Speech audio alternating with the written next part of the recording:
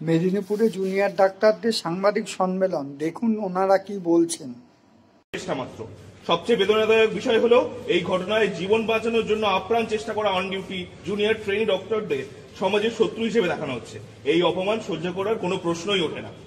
প্রসূতি ও অ্যানাস্থেসিয়া বিভাগের ডাক্তাররা ইতিমধ্যেই অনির্দিষ্টকালের জন্য পূর্ণাঙ্গ কর্মবিরতি ঘোষণা করেছেন।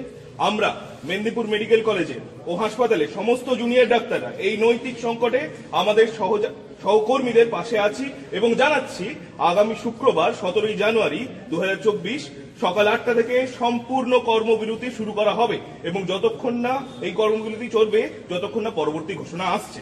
আমরা আশা করি মানবিকতা এবং সুবিচার প্রাধান্য পাবে। প্রশাসন অবিলম্বে এই অন্যায় সাসপেনশন প্রত্যাহার করবে।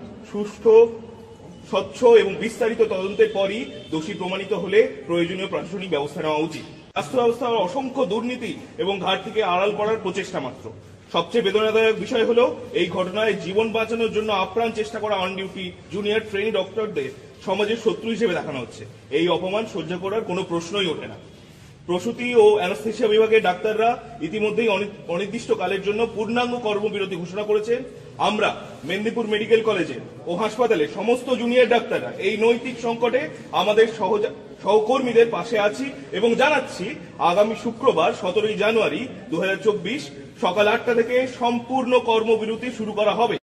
আমাদের ভিডিও ভালো লাগলে লাইক ও শেয়ার করুন, কমেন্ট সেকশনে গিয়ে জানান আপনাদের মতামত। আরো ভিডিও পেতে চ্যানেলকে সাবস্ক্রাইব করুন।